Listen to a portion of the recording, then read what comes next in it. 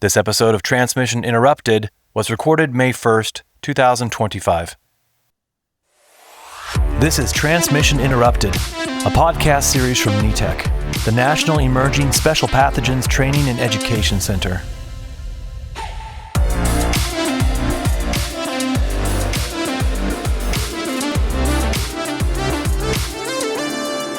Welcome to Transmission Interrupted from NETEC. Hello and welcome to Transmission Interrupted. My name is Jill Morgan. I'm a nurse here at Emory University Hospital in Atlanta, and I am the co-lead for the PPE working group for NETEC. For those of you not yet familiar with NETEC, our mission is to set the gold standard for special pathogen preparedness and response across health systems in the U.S. with the goals of driving best practices, closing knowledge gaps, and developing innovative resources.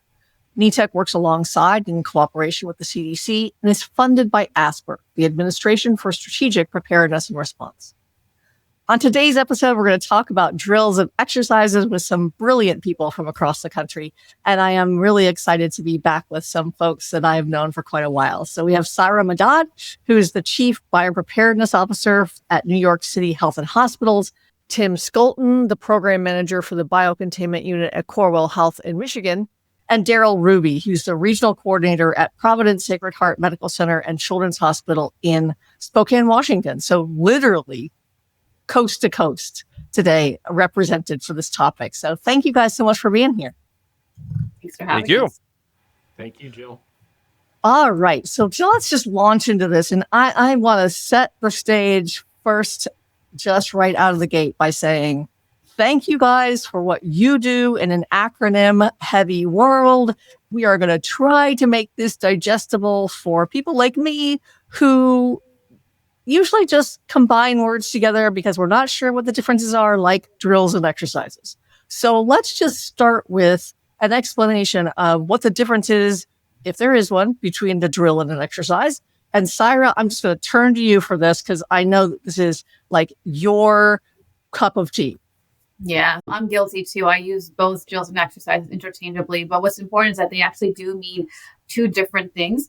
And so drills are more focused tactical activities. They test a specific protocol or a process. So think of, for example, you have a donning and doffing protocol and you want to drill on it. So you're specifically focused on that donning and doffing protocol for a high consequence infectious disease. So that's a focused drill. Exercise is much more broader. Think of testing multiple different systems, multiple different processes and protocols. You have perhaps external partners like EMS agencies involved. So this is more like a full-scale exercise, if you will. So analogy I like to use is think of a drill as muscle memory training and think of an exercise as basically running the whole race. Wow, that's a great way of saying that. I like that a lot. Now, one of the things that we brag about, at least from NETEC, is that drills and exercises are something that they use the term HSEEP-compliant. So Darrell, would you like to explain what that means? Yeah, happy to. And the one other thing for maybe the exercise purists to expand on what Syra said, which was a really great overview, is there are a lot of different types of exercises. And technically under HSEEP, the Homeland Security Exercise Evaluation Program, they'll bucket exercises as operations-based or discussions-based. Most of us have probably all participated in what we call tabletop exercises, a discussion about a topic. That falls into that discussion-based side. And then the drills and exercises are both in the HSEEP world, the Homeland Security Exercise Evaluation Program, operations-based exercises, as Syra described them very well. As far as HSEEP compliance, the Homeland Security Exercise Evaluation Program has been around for probably 15 years or more. It came under the Department of Homeland Security and FEMA, the Federal Emergency Management Agency. And it really is the gold standard from a programmatic standpoint to help all of us design, conduct, and evaluate our exercises. My interpretation of becoming HSEEP compliant has shifted a bit through the years. And I think there's some great tools in the HSEEP toolkit, and there is one. And we may refer to some of those as we go. But really, as long as you have established some objectives and you have a scenario or something that's pushing into the discussion or the operations-based exercise, You evaluate that and you write up an after action report, and really the very important improvement plan that is a part of that after action report. I will argue that you are HSEEP compliant. Oftentimes our exercises are thick in documentation and all of that is important, but really there are some elements of it that I think are more important than others. And my experience has shown that HSEEP compliance varies a lot depending on each organization. Yeah, so I think that's really interesting. And actually, I want to ask Tim, you run your program at Corwell. Like, what are the parts of this HSEEP compliance and drills and exercises, thinking about what you do them for? I love to validate PPE ensembles, like the safety of doffing. But in a bigger scheme, you use drills and exercises to, what are your overarching goals? Absolutely, Jill. I mean, when we do our exercises and even some of our drills, we work hard to put together our situation manual, our SITMAN, so that we can document exactly what's going to happen and what our overall arching goals are. And then we try to always finish up with an after action report to document what we need to work on. We get a little fuzzy in the middle because, as you said earlier, I'm a nurse also. And as the nurse in the room, I like to go out there and I like to play. And I like to get my hands dirty. And when we do exercises, I just want to see if it works. I want to see if our process works. We draw up all these ideas on paper. We write standard work. We write protocols and procedures. And then we just have to go out and see if it actually works the way we think it does. And a great example of that is we had this amazing idea of where we would have a patient drop off for our biocontainment unit. It's a secondary area where we do a lot of our EMS inter-hospital transfers. It's not as busy as our main emergency EMS drop-off area. It's kind of out of the way. We thought this would be a great idea. And we had it all drawn up on paper and it looked perfect. But when we actually went and drilled it, we were amazed at how much traffic goes past that area. And it's really busy. And we're probably going to get hit by a car if we continue to use that area. We wouldn't have ever saw that unless we went out and actually went and drilled it. So we have now moved our drop-off area to a different area, but you just don't know that kind of stuff until you actually go out in the space and actually use it. I think that's a great example of something that, maybe we should have been able to foresee this. But you're right. There are an awful lot of things that don't happen until they happen. And when you're in these situations. So I think that's fantastic.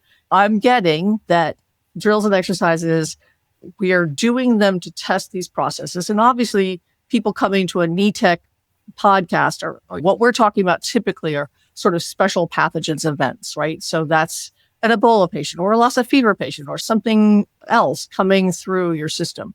But obviously people do drills and exercises for all sorts of things, other kinds of disasters or whatever. So I know that one of the most popular ones that we have available through NETEC is actually one Syra put together now several years ago, which is the mystery patient drill. And I would love to hear more about how, especially for places that might be, thinking about the new Joint Commission requirements, thinking about being able to really test their identify, isolate, inform model, and what you think the mystery patient drill, maybe a little explanation about what that's talking about, and then sort of how you make that actionable. Yeah, absolutely. It's a great question. And I just want to add a little bit to what Tim mentioned, then we'll jump to mystery patient drills. Because I think for us, when we think of why do we do drills and exercises, I think framing it into preparedness, response, and recovery is also an easy way to kind of show the importance of drills and exercises. So for example, when we're seeing an Ebola outbreak happening overseas, we want to prepare for potential cases happening in the United States. And so we do drills and exercises in that preparedness phase to say, okay, do our current processes and protocols actually work in the event that we have a real world case or a few cases? So we do that in preparedness. When we're actually in response mode, we're also doing drills and exercises to see, okay, well, the curtain has gone up, patients are here. Let's make sure we're doing the best we can. So as an example, we've done mystery patient drills during the Zika outbreak in 2016. So that's not a special pathogen, but it was an outbreak that was pretty expansive.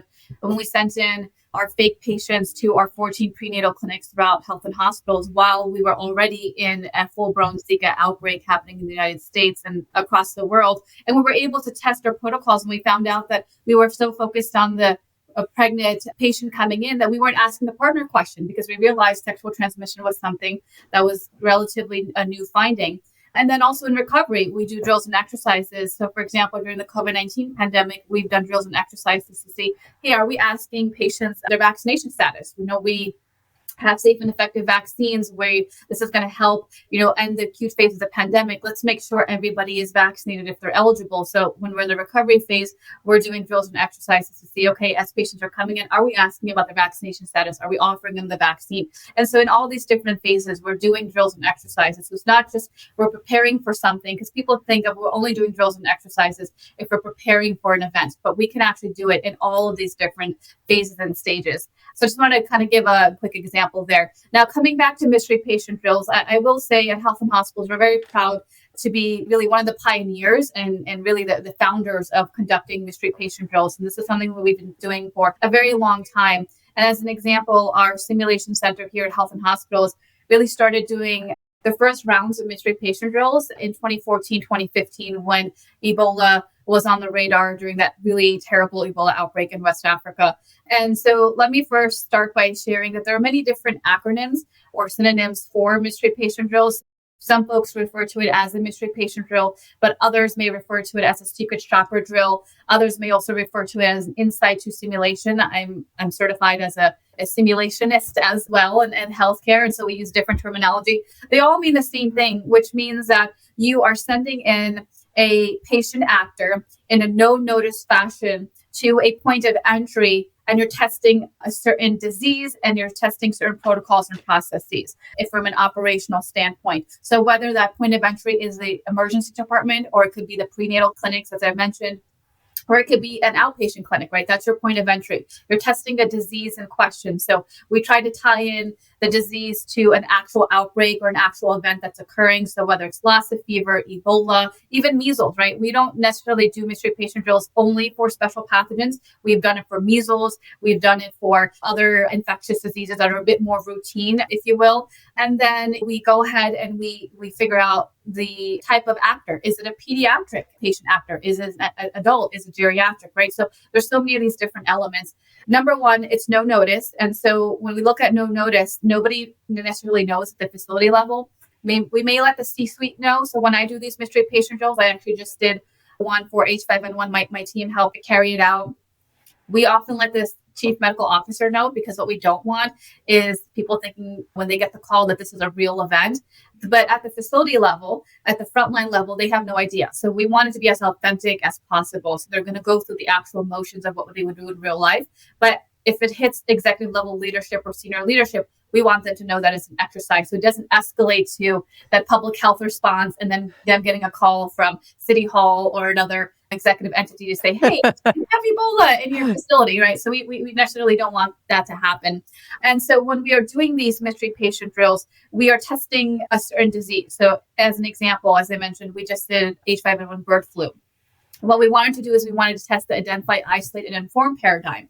And so we are testing how long does it take to identify this patient once they arrive at the facility? How long does it take for them from time of arrival to the facility to triage to isolation, and then how long it takes for a healthcare worker to come in wearing the appropriate PPE to assess the patient. We want to know who is being notified internally within the facility and externally outside the facility, for example, our public health partners. And when we do these mystery patient drills, we collect over 30 different data points along this entire paradigm of not just the timestamps of identification to triage, but also what is the healthcare worker wearing when they enter the room? How many people were in the waiting area when that patient actor was sitting there? How long did it take to give the patient actor a mask? So we are collecting all these different data points in real time. And again, it's no notice. So this is really testing out actual protocols and processes, which is amazing. And then the last thing that I'll mention as it relates to mystery patient drills is really the importance of it being authentic and tying it into a real world event. Now, you're not going to make up a scenario where you have multiple Ebola outbreaks happen in the United States, and then the EMS ambulance gets in a car crash, and then X, Y, and Z, right? You're just adding in so much information. And so we want it to be as realistic and authentic as possible. So this scenario setting is really important. And we really want to make sure that it's actually mimicking kind of a real life event so people can understand the importance of it and tying it into an actual outbreak. So those are just a couple of important elements that I want to mention. And the last thing that I'll mention is people often think, well, Ebola and Marburg, yes, they're high consequence infectious diseases, but we really haven't had a case since we've had that Ebola outbreak in 2014, 2016. And I want to remind them that while these outbreaks are happening overseas, right, we live in a globalized world, and these cases can certainly arrive to other countries. And last year in 2024, we had that Lassa fever case in Iowa, and CDC published an amazing MMWR recently on it. And what it really highlighted is that there were 180 contacts of that one patient that arrived in Iowa that tragically passed away. And out of those 180 contacts, 105 were categorized as high risk, and many of them are healthcare workers. So it really shows the importance of preparing for these events, because you don't want that many contacts. You certainly don't want another, secondary case or community transmission happening in the United States. And this is exactly why we do these drills and exercises. That's fantastic. You highlight some really important things that y'all have been able to do in New York, and having done them for a while, you have this really nice sort of almost like a routine down, right, for how you do this. Darrell, I want to ask you, like, sort of what we mentioned at the very start about drills being sort of testing these little more bite-sized pieces.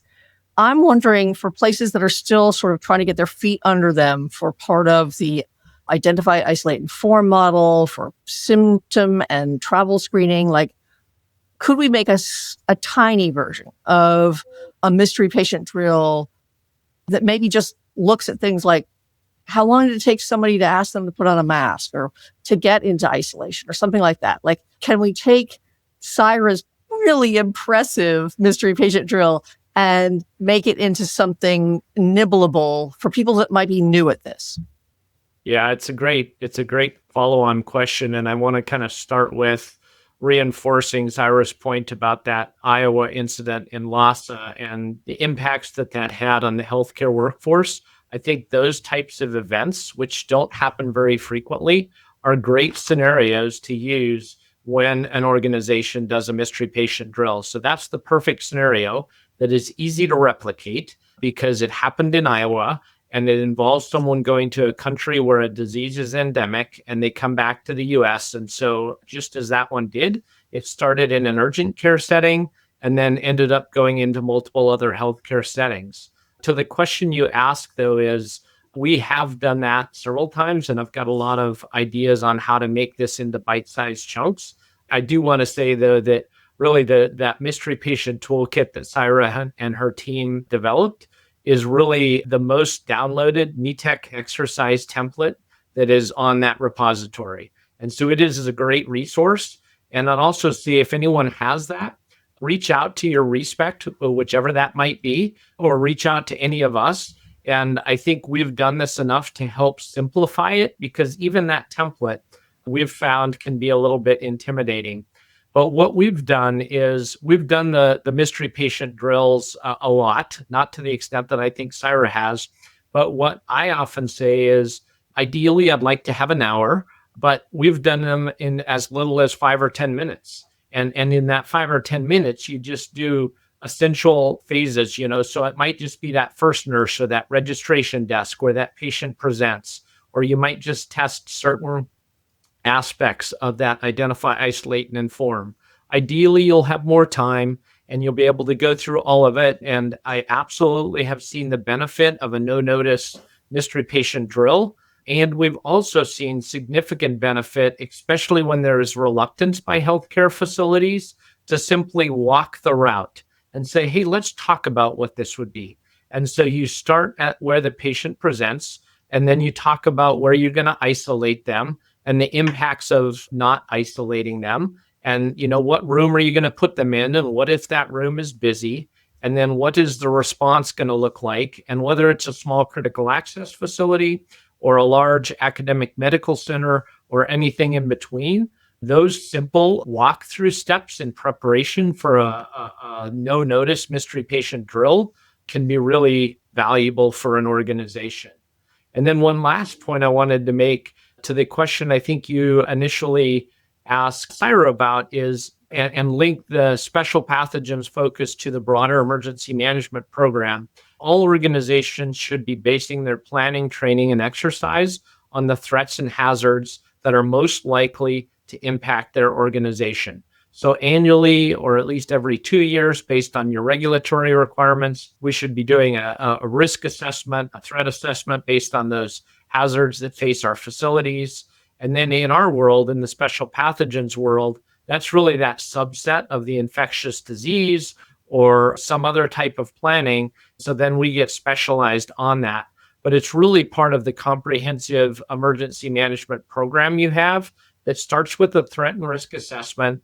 It's included then in your emergency operation plan, and then you develop an exercise schedule so you can periodically test things. And, never overlook when there is an incident out there, especially in the special pathogens world. Emergency managers will say, never let a good disaster go to waste. And so that Iowa incident is such a great example that we can use over and over and over again, because it could happen anywhere, any day of the week. I love that phrase. I just love that phrase. And I think that that's so appropriate, because many of us take advantage of even some terrible news from what's happening across the world or across the country, whether it's a measles outbreak or some other norovirus on the cruise ship, whatever it is, to say, hey, are we really ready for this? What would happen if that happened here?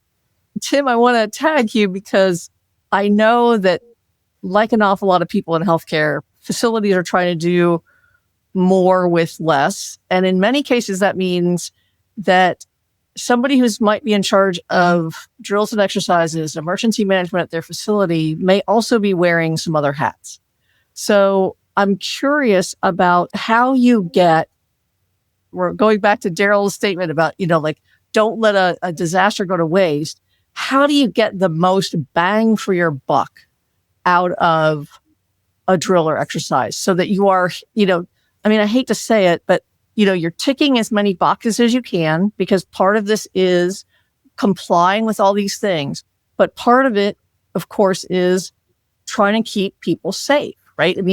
Whether it's your ED or the other patients in your ED or all of course, our staff members, but it's got to do both of those things, right?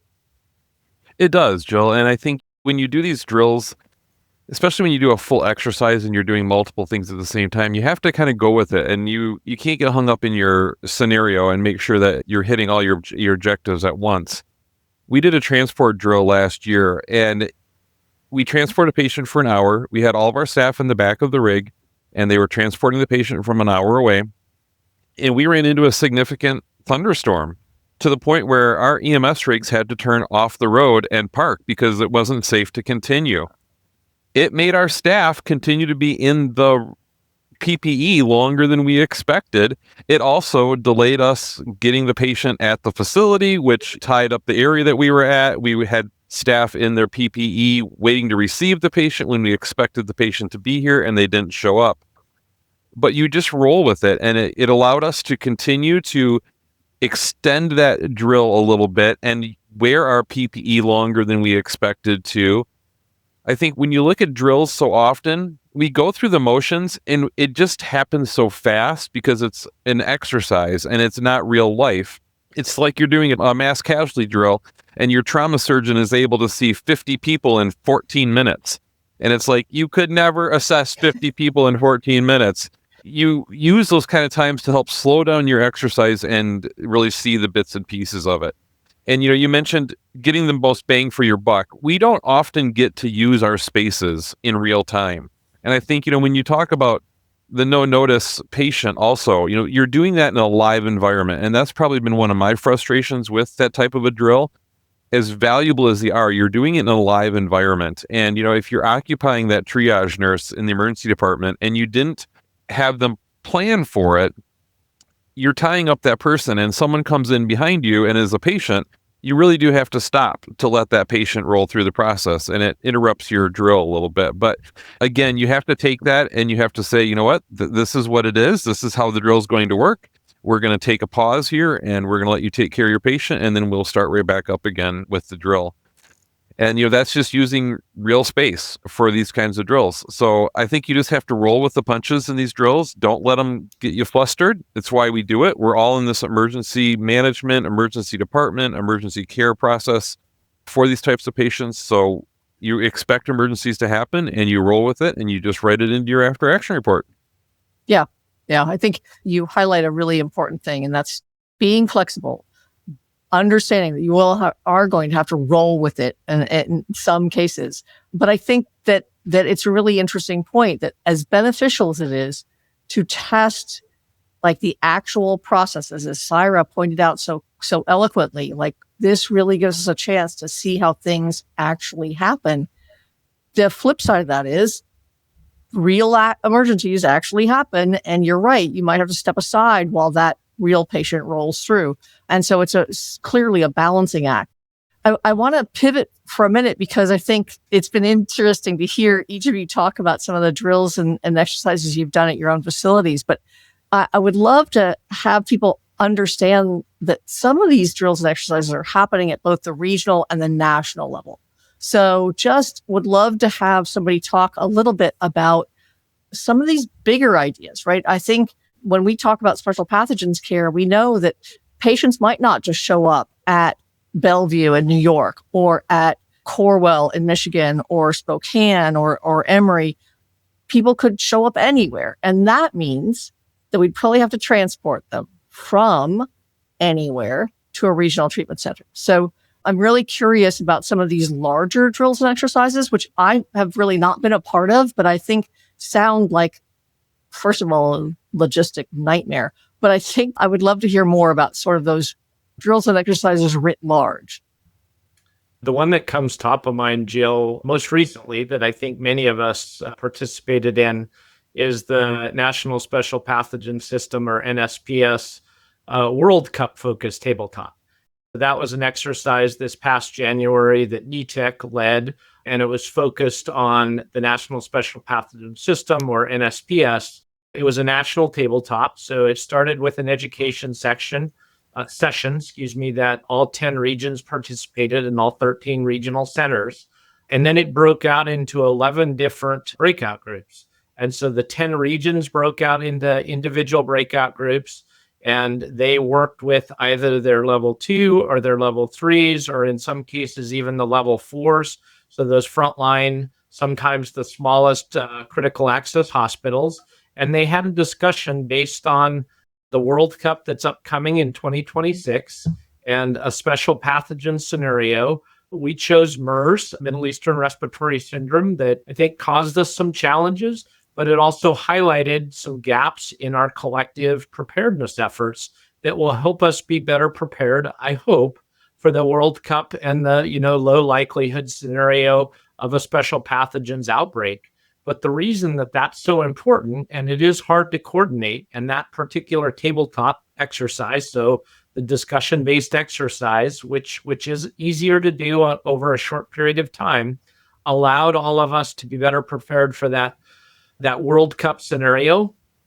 And then it also allowed us to talk as we came back together towards the end of the tabletop discussion, and it was an exercise conducted over about 4 hours, to look at some of those potential interdependencies by regional centers, and do we have transport plans in place and things like that. So I think that was a great example of a discussion-based exercise that was done on a very large scale, but also then through the breakout groups at the regional level was of benefit to all 10 regions and all 13 regional centers. And I think at the end, we had identified over 25 different NSPS tiered system of care hospitals that participated across those 10 regions. Wow, that's fantastic. And Syra, it reminds me of something from, I think this was post-COVID, pre-COVID. Didn't y'all host an influenza consortium really about like what strains an influenza outbreak would cause? I remember hearing people talk about, just some things that had never occurred to me before. Like it might be in your plan to use agency nurses, but that can't be the backup plan for every other facility.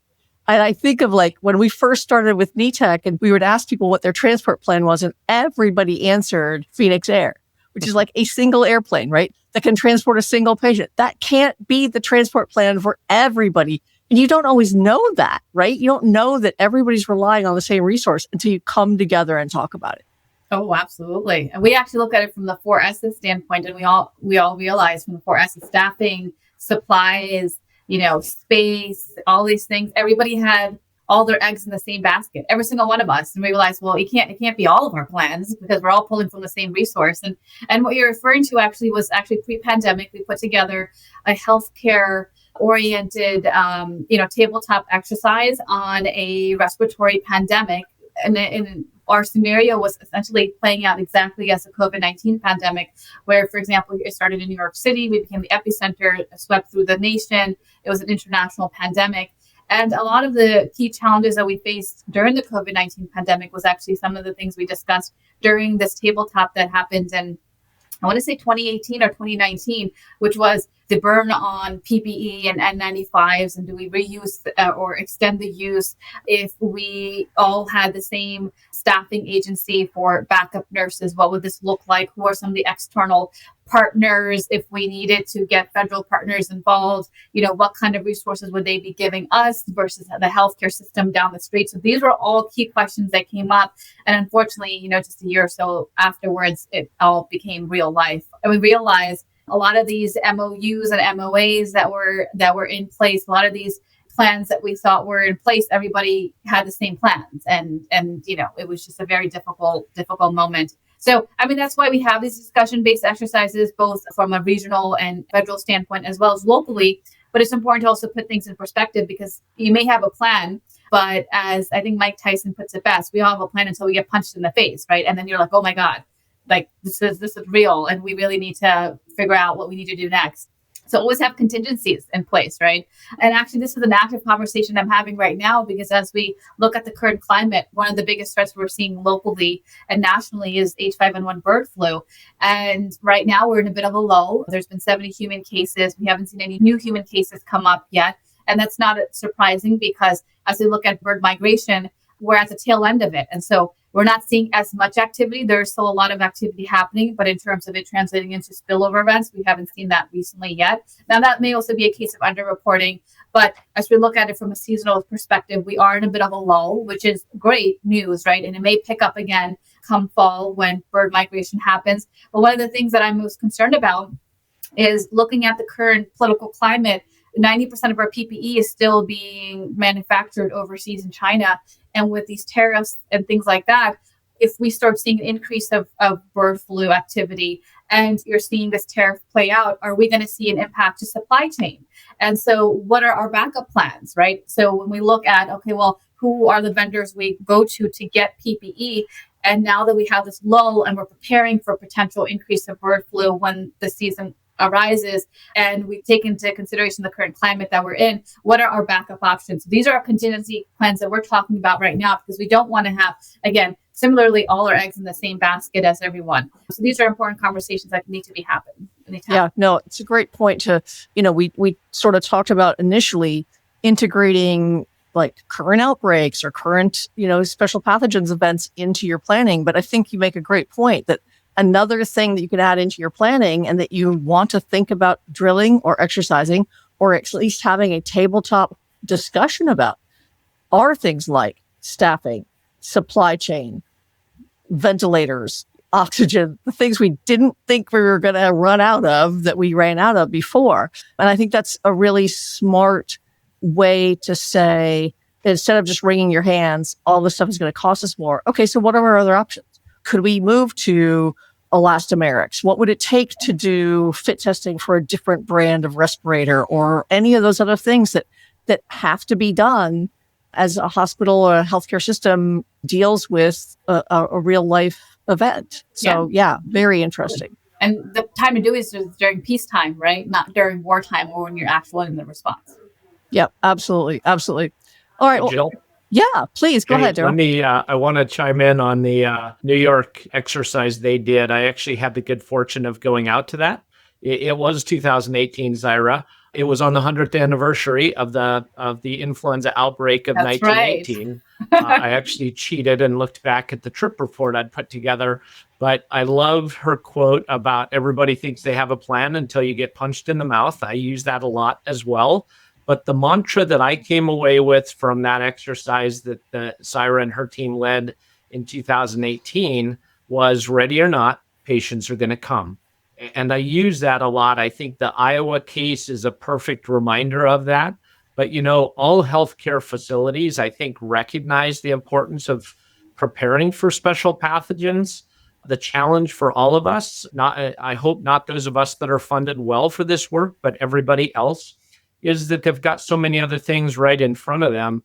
But I think it's important to highlight the coordination with organizational leadership, so hospital leadership and others, to let them know and get their support as to why preparedness is important. And so when you have that, then you're better likely to be successful with your mystery patient drills and things like that you do. And one other example that often comes to my mind and I use a lot is a few years ago, we did a lab focused drill. And it was, I thought it was going to be a simple drill. It was focused on packaging and shipping and all these things. And it reminded me, and I've been reminded of this many times, that sometimes the things that you think are simple are really much more complicated. And to the example that Tim gave about, writing up a plan on paper, and then when you actually exercising it, you identify where the challenges and the obstacles are going to be.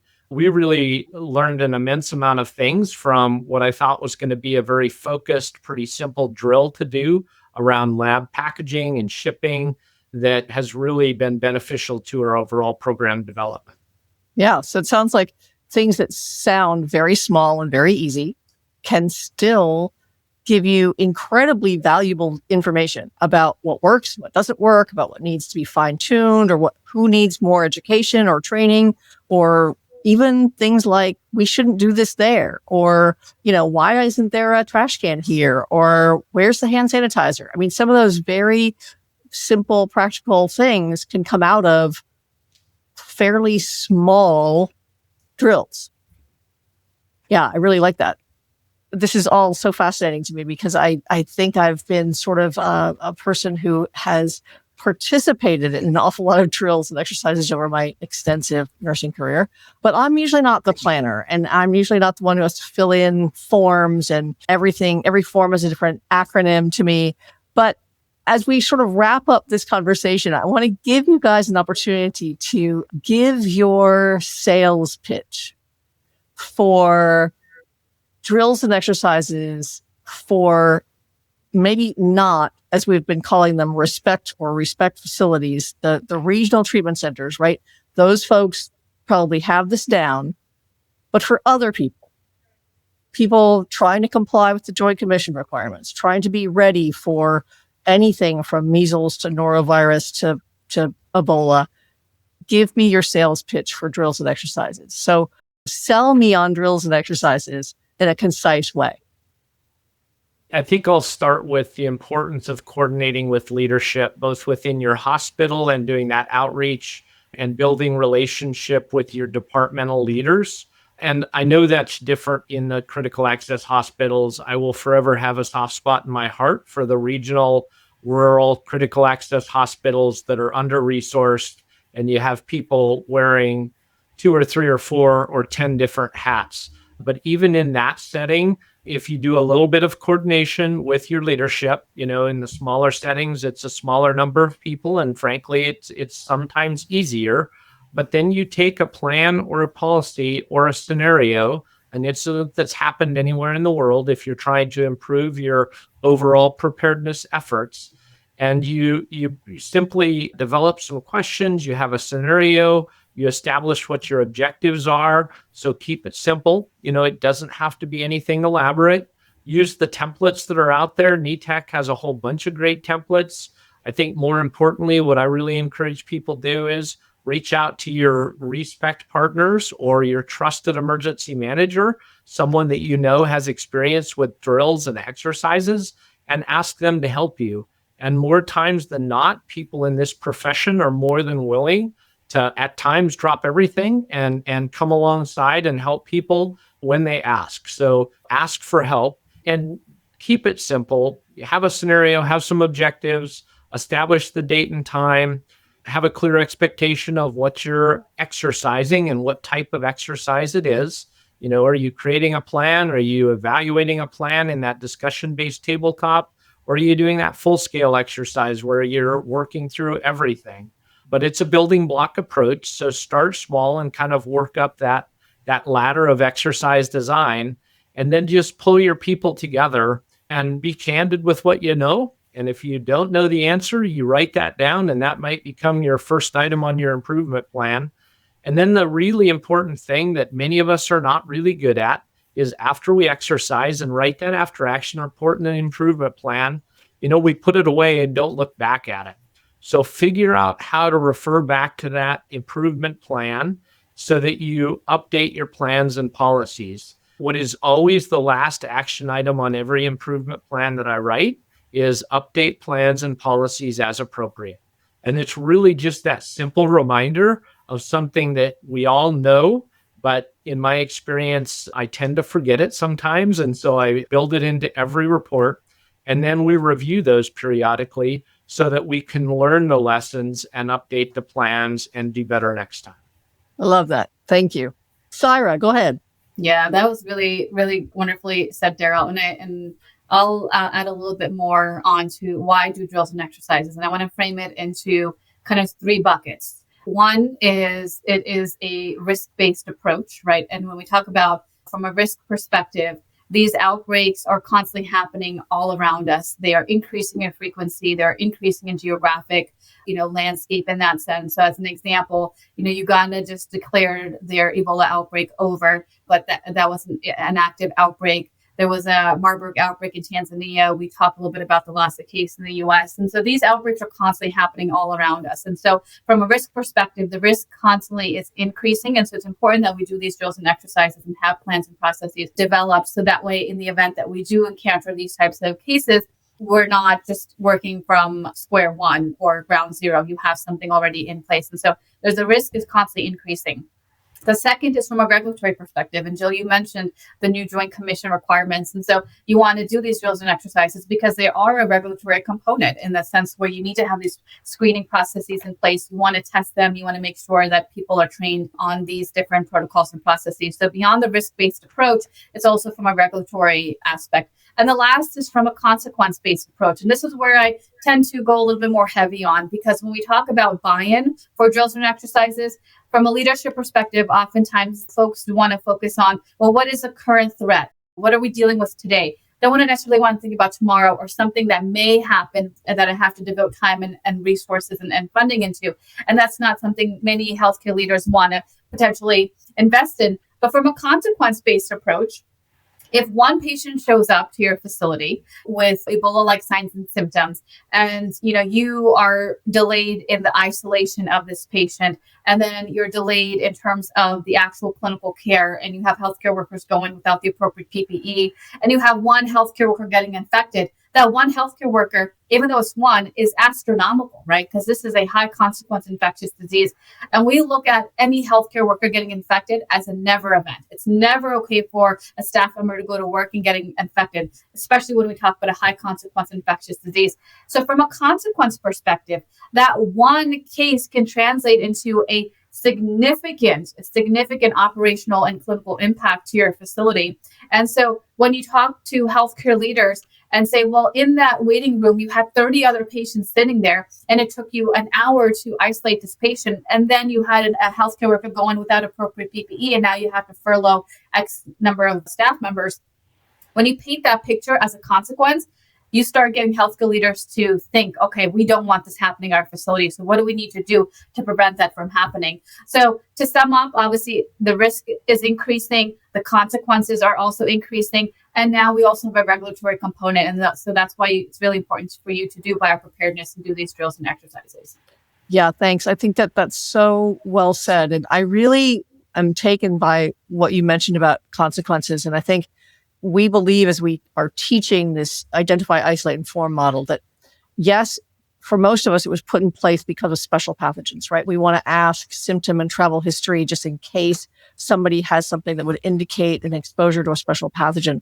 But we really think that if you're asking those questions, if you're asking a symptom question and you get a positive response, if you have a fever and a rash, I don't want it. And if you have a fever and a cough, I don't want what you have there either. If you have a fever and diarrhea, I certainly don't want it. And so I think having things that stimulate action in your staff, right, can help protect you even from all the other stuff, right? All the much more common everyday things.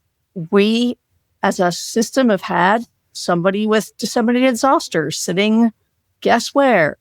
An oncology waiting area, right? We want to stop those things from happening. We want to stop an exposure to measles or any of these other pathogens from happening. We do that by intervening early and asking those questions and making decisions right at the source there and trying to protect people. So it really, I love that take on it. All right, Tim, I want to give you a chance to give me a sales pitch for drills and exercises. So, Jill, I'm going to talk to the novice that are listening to this. And so the exercise and drill purists out there, you might want to close your ears for this one, but as a novice driller out there, don't be afraid to get your hands dirty. Don't be worried about being perfect. Don't be afraid to fail and get yelled at by that triage nurse in the emergency department. Don't be afraid to do the drill because you're too worried about the paperwork or the forms or making it perfect. Go out there, leave your desk, walk down to an emergency room or an OB triage area or a front lobby area, and just start asking some questions about what they would do in whatever scenario you're talking about. It could be special pathogens. It could be mass casualty. It could be a fire drill. Just start asking some questions and be more informal with your drill and get out there where, the people are, doing the care. Don't be afraid to, take a step back if something else happens real life and, get right back into it again. But just go out there and start. Don't be afraid to make it perfect. Your sit man doesn't have to be perfect the first time. Sometimes it's just a matter. And that's how we did our first no-notice patient too. My educator and I looked at each other and I said, well, what are you doing right now? And he said, I'm free. We walked down to the emergency room. We got in trouble for doing it, but we just walked down to the emergency room and started asking questions. And, we had a security guard run off to let the charge nurse know. We were like, where's he going? Oh, shoot. It's going to happen right now. But just go out and have some fun with it and just take your policy and just start asking questions. If that's your first one, don't worry about it being perfect. I love that. I think it really ties back to something somebody mentioned a little while ago about like just walking the route. There's so much to be learned with a fresh set of eyes. The folks that work within your emergency department, they don't enter the hospital probably the same way your patients do. So they don't actually see it necessarily the same way a patient does. So having fresh eyes look at these things is so important. And I love the message, Tim, that it doesn't have to be perfect. You want to get what you can out of it to make everything better. I really like that. I think that's such a great message Tim shared, is don't be afraid to get started. The other thing I'm reminded of that I think is really important to reiterate both in planning, but also in that debrief and that hot wash that hopefully we will take time to do with staff is to let them know ahead of time and after that we're not evaluating the individual performance, although it very much feels like that when you're in the moment. It's a fishbowl type effect, but we're really evaluating our processes and our workflows. And I liked a lot the 3 buckets that Syra tied in and keep top of mind that healthcare worker safety. We're in this business to save lives, not only our own, but those patients that come into our doors. But I think if we keep those priorities top of mind, it will help alleviate some of the anxiety that everyone has when we talk exercises. Yeah. And what a great message to actually take to your ER staff when you're talking about doing a drill with them and they roll their eyes. Say, you shouldn't have to be exposed to something at work. These drills help us make that happen. Yeah, I really like that. That's a great message. All right. Well, I'd love to give you guys an opportunity if you have any last minute messages you would like to get through. Otherwise, I want to thank you so much for being here today. This has been just a lot of fun to kind of dive into drills and exercises in a way that I don't usually get the opportunity to without somebody saying, here, put on this vest and here's a clipboard. Yeah, one last quote, I guess, as I was listening to Syra and I was thinking back about the pandemic workshop that New York led in 2018. And I've heard this quote several times, but I just heard it this week from Dr. Fisher, who's the medical director from the University of North Carolina, when he gave the keynote at the Cedar Symposium. And he was talking about the most recent Marburg outbreak and some of the really positive results that produced.